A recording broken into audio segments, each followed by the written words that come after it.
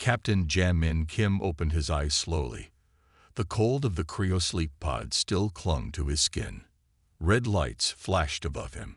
Something was wrong. "Hello," he called out. His voice echoed through the empty room. No one answered. The ship's computer spoke in a calm voice. "Captain Kim, you have been in cryosleep for 47 years, 3 months, and 12 days. Jamin sat up quickly. 47 years. That's impossible. Where is the crew? Unknown. Ship records show an attack by an alien ship. The crew evacuation protocol was activated. You were left behind due to a malfunction in your pod." Janmin's legs felt weak as he stood. The ship, once bright and clean, was now dim and dusty. Wires hung from the ceiling. Panels were missing from walls. "Computer, where are we?" "We are drifting in Sector 9. No known planets or stations are nearby. Life support systems are at 43% and failing." Janmin walked slowly through the empty halls of the research vessel Horizon. His footsteps echoed loudly. Papers and personal items were scattered everywhere. The crew had left in a hurry. In the dining hall, plates of food had turned to dust. In the lab, samples and test tubes were broken on the floor. It seemed no one had been here for decades. A strange sound caught his attention. A low, rumbling growl came from below. "Computer, what was that noise?" "That is specimen Case 7 in the cargo hold. It is the only other living thing on this ship besides you, Captain." Janmin made his way down to the cargo hold. The door was locked with many warnings posted on it. Using his captain's code, he opened it. Inside, a large containment unit glowed with blue light. Behind thick glass was a creature unlike any Janmin had seen before. It looked much like an Earth Puma, but larger. Its fur was dark with glowing blue marks along its sides. Instead of 2 eyes, it had 6, all watching him with clear intelligence. "Computer, what is this creature?" "Specimen Case 7 is a Kumari, a sentient predator species from the planet Kumar. The planet was destroyed in a war 20 years ago. This may be the last of its kind." The creature growled again, showing sharp teeth. It looked thin and weak. A feeding system that should have kept it nourished was broken. "How long has it been without food?" "Approximately 2 months. It has remarkable survival abilities." The Kumari stared at Janmin. Despite its weakened state, its eyes held pride and anger. But Janmin saw something else too, a deep sadness. Like him, it was alone. "We're both forgotten," Janmin whispered. "Both left behind." The creature tilted its head, as if it understood. Janmin stood in the ship's kitchen, looking at the food supplies. After 47 years, most things had gone bad. But the emergency rations were still good. They were made to last a century. "Computer, what does the Kumari eat?" he asked. "Specimen Case 7 requires meat protein. The automatic feeding system provided synthetic meat until it broke down 2 months ago." Jamin found a package of synthetic meat in the freezer. He warmed it up and went back to the cargo hold. The Kumari watched him enter. Its 6 eyes followed his every move. Janmin approached the containment unit slowly. "I brought you food," he said, knowing the creature probably could not understand him. "You must be hungry." The computer's voice came over the speakers. "Captain, I must warn you. The Kumari is very dangerous. Do not open the containment unit." Jamin looked at the control panel. There was a small feeding slot. He put the meat inside and pressed a button. The slot opened inside the unit, dropping the meat. The Kumari did not move toward the food. It kept watching Jamin. "It won't eat while you are watching," the computer said. This behavior was noted in the research logs. Jamin nodded and left the cargo hold. He went to the bridge and checked the ship's systems. The oxygen recyclers were failing. The engines were dead. The emergency beacon was sending a signal, but there was little hope anyone would find them in time. An hour later, Janmin returned to the cargo hold. The meat was gone. The Kumari sat in the corner of the unit, still watching him. "You need a name," Jamin said. "Specimen Case 7 is too cold. The computer says you're from Kumar. How about Da? It means greatness in my language." The creature tilted its head again. This became their routine. Every day, Jamin brought food to Da. He would place it in the slot and leave. When he returned, the food would be gone. After a week, Jamin found the research files about the Kumari. He learned that Da's people were intelligent and had their own language. They had built cities and had art, but they never developed space travel. When their son began to die, they could not escape. The research team had rescued Da from the dying planet, but instead of helping him, they kept him in a cage to study his special abilities. His body could heal very fast. His claws could cut through metal. His mind could solve complex puzzles. They treated you like a thing, not a person. Jamin said during one of his visits, "I'm sorry." On the 10th day, something changed.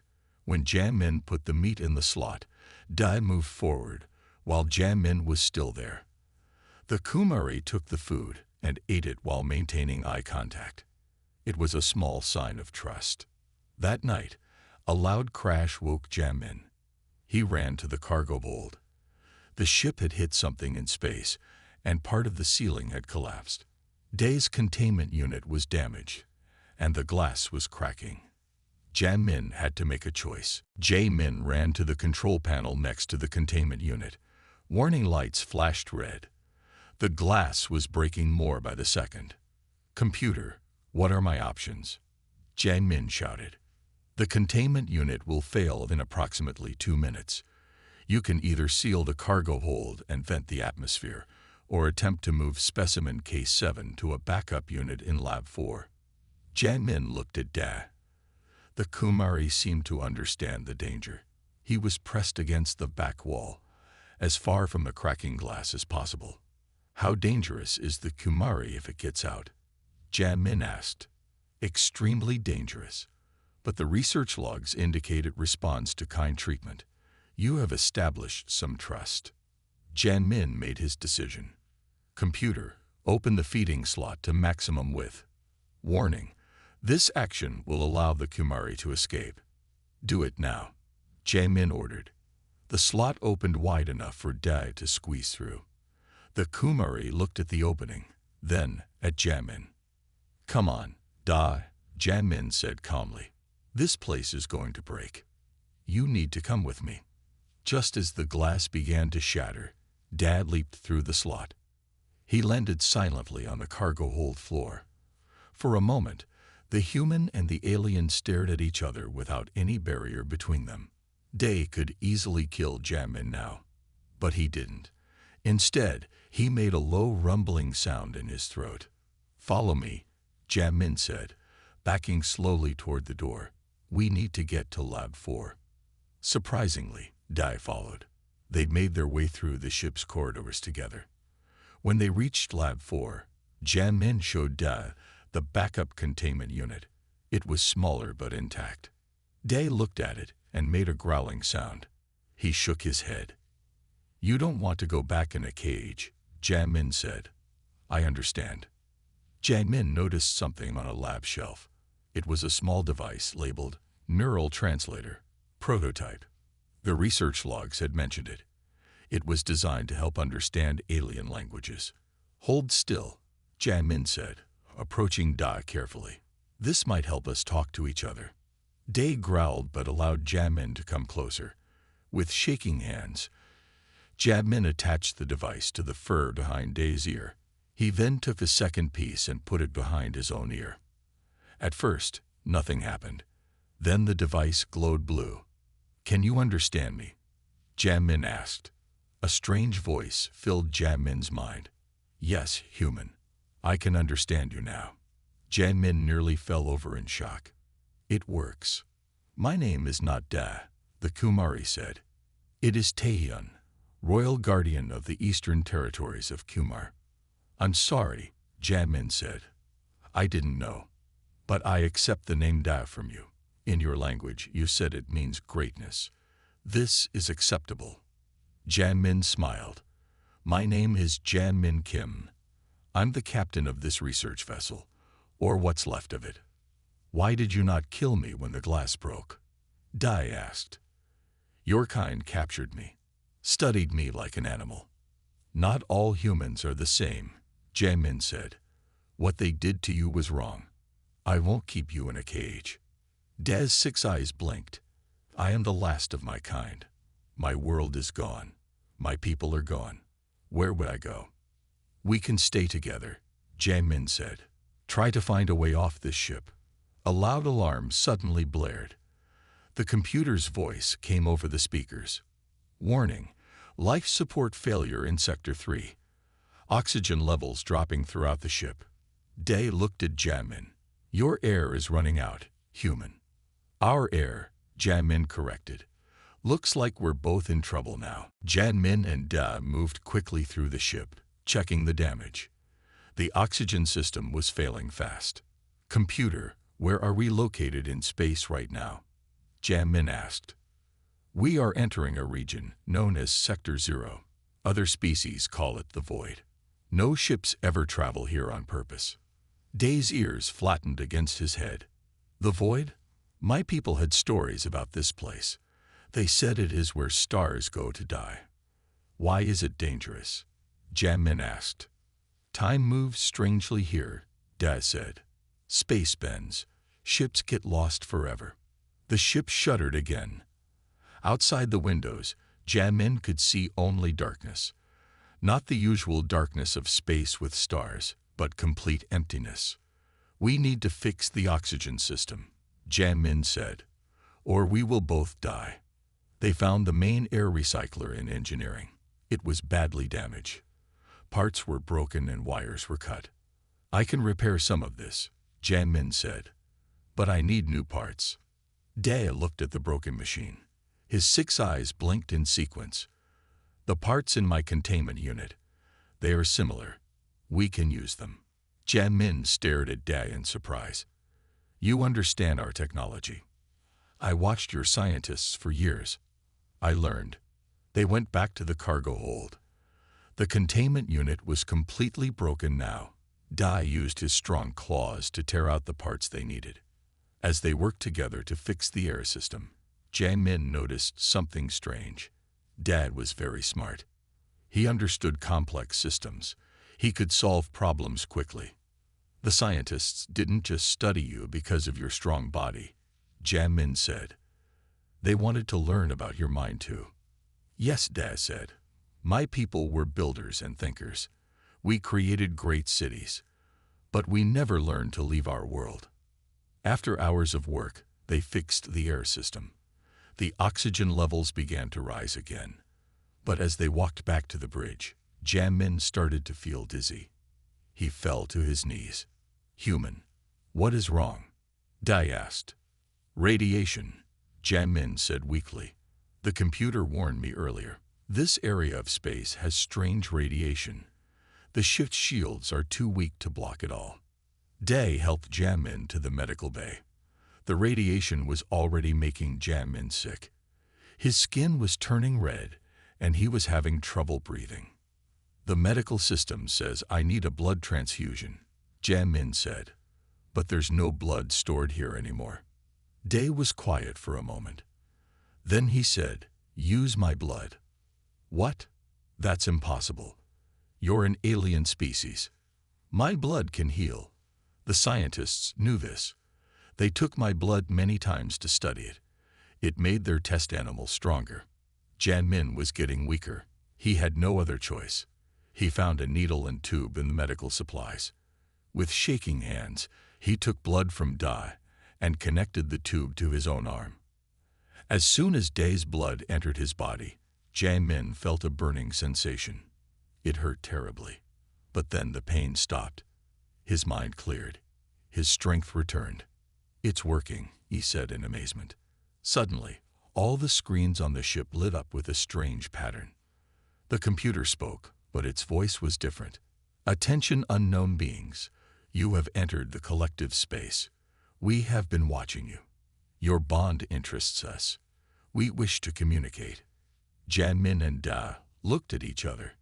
Who is the collective? Janmin asked. The screen showed swirling lights that formed into a face-like shape.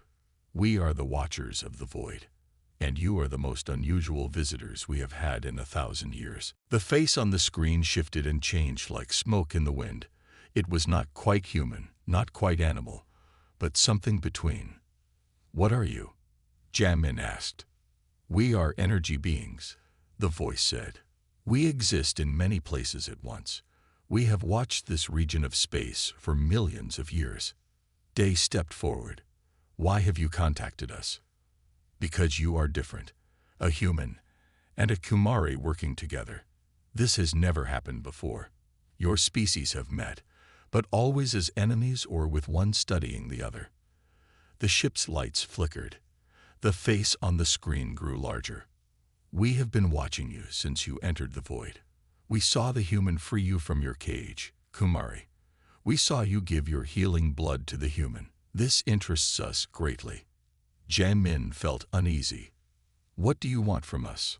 To offer a choice, the collective said. Your ship is dying. Soon it will lose all power. You will both die here. We know, Janmin said sadly. We can save one of you, the collective said. We can take one of you into our realm. You would become like us. Energy. Immortal. But only one can come. We do not have the power to save both. Janmin and Da looked at each other. Take him, Janmin said without hesitation. Da is the last of his kind. His entire species will die forever if he dies. I'm just one human. Da growled, his 6 eyes blinking rapidly. No, I refuse. Why? Janmin asked. This is your chance to live. In my culture, we have a sacred rule, Da said. Those who show true kindness must never be abandoned. You freed me. You trusted me. You treated me as an equal. I will not leave you to die alone. The collective's face looked surprised. Interesting. We did not expect this response. Is there no way to save both of us? Janmin asked. Perhaps, the collective said slowly. There is one possibility, but it would require a deep bond of trust between you. What is it? Dai asked. We could merge your life energies. You would share one existence in our realm. Neither fully human nor fully Kumari. Your memories would blend. Your thoughts would sometimes be shared. You would never again be fully separate beings. Janmin was shocked. Is that even possible? It has never been done with your species, the collective admitted. There is risk. Great risk. You might both be lost in the process. Day sat back on his haunches. In ancient times, my people had legends of warriors who shared their spirits with their closest allies. They were called soul-bonded. They were the greatest of our kind. We will give you time to consider, the collective said, but not much time. Your ship has perhaps one day left before all systems fail. The face disappeared from the screen. The ship was quiet again. Janmin sat on the floor next to Da. What should we do? I do not fear death, Dad said. My entire world is gone. My family, my people, all gone. I have lived too long alone in that cage. But you could live again, Janmin argued. Start a new life. As what? A curiosity. A specimen. The last Kumari forever alone. De's voice was sad. No, if I must choose between dying alone or dying with someone who showed me respect, I choose the second. Janmin touched De's fur gently. And what about this third option? Becoming something else together. It frightens me, Dai admitted. But it also intrigues me. What would we become? Outside the ship's windows, strange lights began to dance in the darkness of the void. The collective was watching them, waiting for their answer. Janmin and Dai spent hours talking about the collective's offer. As they talked, the ship grew colder. More systems were failing. Before you decide, the collective's voice suddenly returned, filling the room. There is something you should know about humans. The screens lit up again. Images appeared of Earth and other planets. There were pictures of humans working with alien species. Some looked like large insects, others like walking plants. There were even some that looked a bit like Da. What is this? Jian asked. This is what has happened in the 47 years since your ship was lost, the collective said. Humans have changed. They became protectors of endangered species across the galaxy. Da moved closer to the screen. Protectors, not captors. Yes. After finding several species on the edge of extinction, humans began a great project. They built special planets where endangered aliens could live. They called these the sanctuary worlds. Jian could hardly believe it. My people did this. The data from your ship helped start it all. The collective explained. Your mission was to study alien life. The early research on the Kumari showed humans how intelligent other species could be. More images appeared, beautiful worlds with strange plants and animals living together. Humans working side by side with aliens to build new homes. When other humans found your ship's early data transmissions, they were shocked by how the Kumari was being treated. The collective continued. It started a movement to change how humans interacted with alien life. Day made a rumbling sound deep in his throat. So my captivity served some purpose. But there is more you should know, the collective said. The attack on your ship was not random. It was done by a group of humans who wanted to use the Kumari's special abilities as weapons. Jian felt sick. My own people attacked us. A small group, yes. They wanted the research for themselves. They did not want the Kumari to be seen as equals. But they failed. The main human governments found out and stopped them. Are there others like me? Dai asked. Did they save any more of my kind? The collective was silent for a moment. No, your world was destroyed before more could be saved. You are the last. Dai lowered his head. Jian put his hand on the Kumari's shoulder. Now you understand what waits outside the void, the collective said. If you could be rescued, Dai would be welcomed as a treasure, the last of a noble species. He would be given a home, freedom, respect. And what about the people who attacked our ship? Jian asked. Are they still out there? Some are. They have been searching for your ship for many years. They never stopped wanting the Kumari's powers. Jian looked at Da. If we stay together, whatever we become, would we be strong enough to fight them if needed? Yes, the collective answered. A merged being would have great power, but you would no longer be fully human or fully Kumari. You would be something new, unknown. The ship's lights flickered again. An alarm sounded. You have less time than we thought, the collective said. The ship's power core is failing faster than expected. You must decide soon. The ship shook violently. Jian fell against the wall. Da helped steady him with his strong body. Computer, status report, Jian called out. Main power at 23%. Engine core unstable. Life support failing. Estimated time until complete system failure, 18 hours. Jian looked at the nearest screen. Collective, are you still there? The swirling face appeared again. We are here. Have you made your choice? Not yet, Jian said. We need more information. If we choose to merge, what exactly will happen to us? Your bodies will die, the collective said simply. But your minds, your memories, your essence will join with us. You will become energy. You will exist as one being, yet still hold your individual awareness.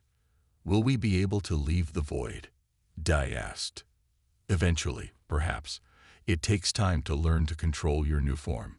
It could be hundreds of years before you can travel freely. Jian frowned. Hundreds of years. Time means little to energy beings, the collective explained. What seems long to you will feel like moments to us. Day paced around the room, his claws clicking on the metal floor. And if we refuse both offers, if we choose to die as we are, Then you will die as the ship fails.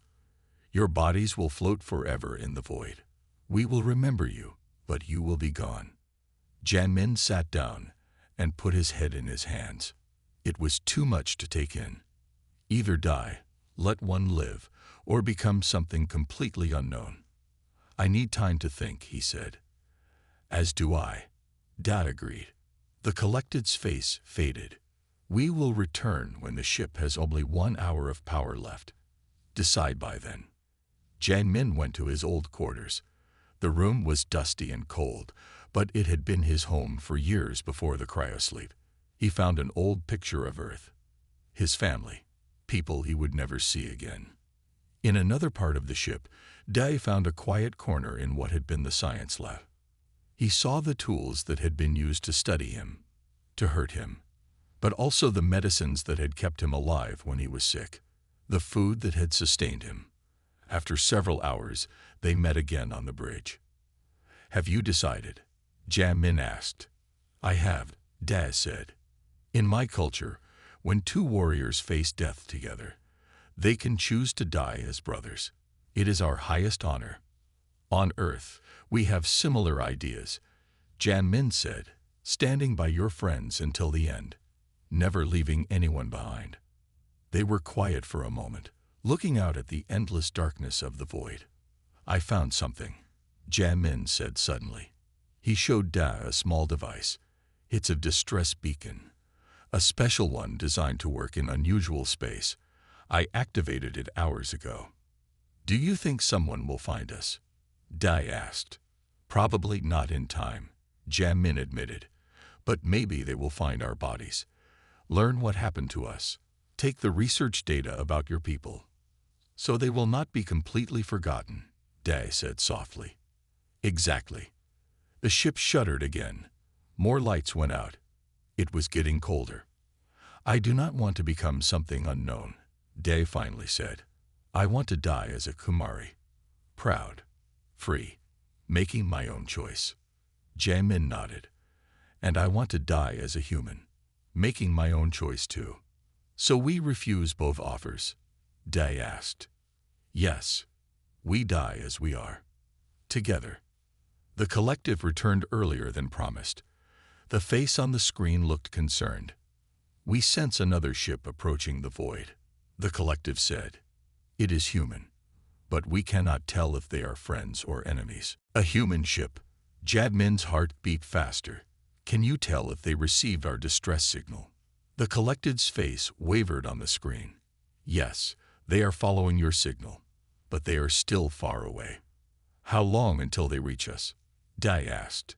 2 days at their current speed." Janmin's hopes fell. 2 days. Our ship only has hours left. "We could still save you both through merging," the collective reminded them. "No," Dai said firmly. "We have made our choice." Janmin went to check the ship's systems. He found that the emergency beacon was working well. All the ship's remaining power was being used to keep the signal strong. But something else caught his attention. "Computer, when did we send our last data transmission to Earth?" he asked. The last scheduled transmission was sent 3 months before the attack. It contained all research data up to that point. Jamin thought for a moment. "So they have most of the data on the Kumari species, but not all of it." "Correct." Later findings were never transmitted. Jamin began working at the computer. He gathered all the remaining data about Daz people, their language, culture, biology, everything the scientists had learned but never sent to Earth. "What are you doing?" Dai asked, watching him work. "Making sure your people are remembered properly," Jamin said. "I'm adding it to the emergency beacon transmission." Dai watched as Janmin worked through the night. The air was getting thinner, the temperature dropping lower. But Jamin didn't stop until all the data was added to the beacon. "There," he finally said. "Now whoever finds us will know everything about the Kumari. They will know what a great species they were." "Thank you," Daz said quietly. As they sat together on the bridge, watching the void through the viewport, Janmin noticed something on the monitor. The oxygen levels were dropping faster than expected. We may not have as much time as we thought, he said. Day studied the screen. The approaching ship, can they get here any faster? I don't know.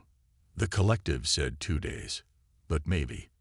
Jae-min tried to send another message to the ship, but the communication system failed completely. Then Day said something surprising. I could keep you alive until they arrive. What? How? My body can create oxygen, Day explained. It is one of my abilities, the scientists discovered. In emergencies, my kind could boost the oxygen in our caves when they flooded. But for 2 days, Jae-min asked, that would kill you. Yes, Day said simply. It would drain my life force completely. No, Jae-min said firmly. I won't let you sacrifice yourself for me. It is my choice, Day said. My people are gone, but humans have changed. They now protect species like mine. If you live, you can tell them about us. Make sure we are remembered correctly, not just as research data. Jae-min shook his head. We decided to face this together. I won't change that now. The collected's face appeared on the screen again. The human ship has increased speed. They must have detected your life signs. They will now arrive in 20 hours. 20 hours, Jae-min repeated. How much oxygen do we have left? Computer. Approximately 8 hours at current levels. Dai and Jae-min looked at each other. The gap was still too large. You see, Dai said, I can keep you alive for those extra hours. Then you will be rescued. And you will die, Jae-min said. I would die anyway, Dai replied. This way, my death has meaning. Jae-min stood up and walked to the viewport, staring out at the darkness. He had to make an impossible choice. No, Jae-min said finally. I will not let you sacrifice yourself for me. Dai tilted his head. Why not? It would save your life.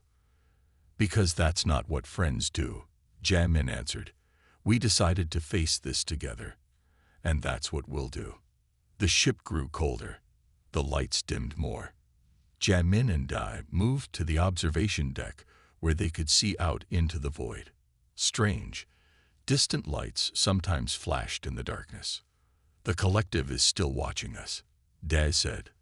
Let them watch, Jae-min replied. Let them see how a human and a Kumari face death with dignity. The face appeared on a nearby screen. We offer one last time. We can save you both through merging. And we decline one last time, Jae-min said. Thank you for your offer, but we choose to remain as we are. This is unexpected, the collective said. Most beings fight against death until the very end. In my culture, Dai explained, death is not feared when it comes with honor. And there is honor in choosing how you die and who you die with. Jae-min smiled. Humans have similar ideas. Some of our greatest stories are about people who choose to die for what they believe in or with those they care about. We will remember you, the collective promised, and then faded away. As the hours passed, the oxygen grew thinner.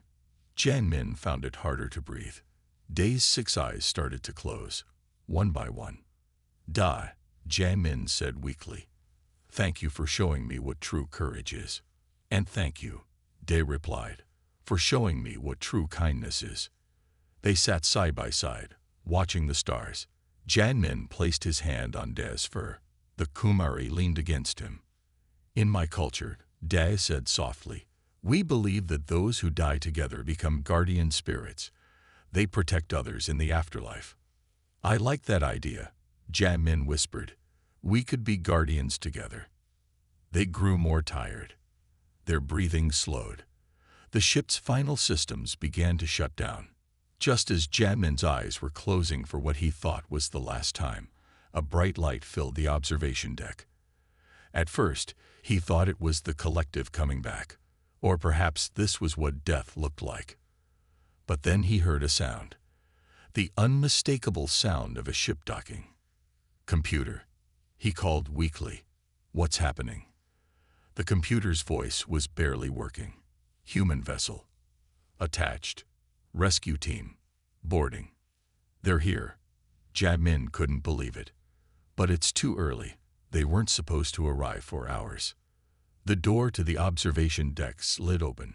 People in spacesuits rushed in.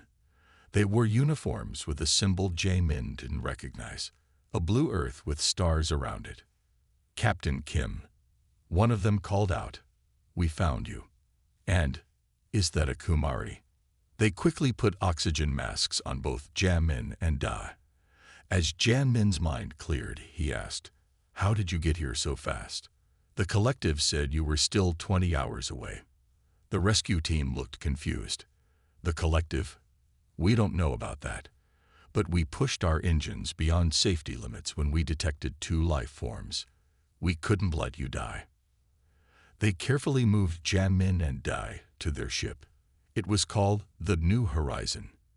It was bigger and more advanced than Jamin's old vessel. In the medical bay, doctors treated both of them. One doctor told Jamin, "We've been searching for your ship for years. The data you sent about the Kumari species was invaluable, but we never thought we'd find one alive." Days later, when they were both stronger, Jamin and Dai stood together looking out a window at Earth. It looked both familiar and strange to Jamin after so many years. "What will happen to you now?" he asked Da. "The humans say I can choose.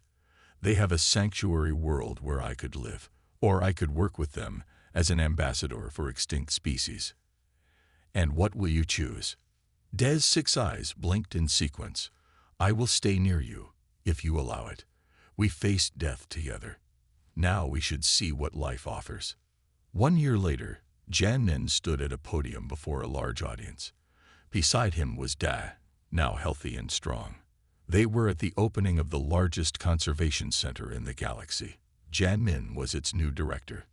Da was the ambassador for extinct species rights. "I chose to die with the human who showed me kindness," Da told the audience of humans and aliens. "And instead, we both found a way to live. Not just for ourselves, but for all those who can no longer speak for themselves." Together, they had established new rules for how sentient species should be treated. No intelligent being would ever be treated as a specimen again.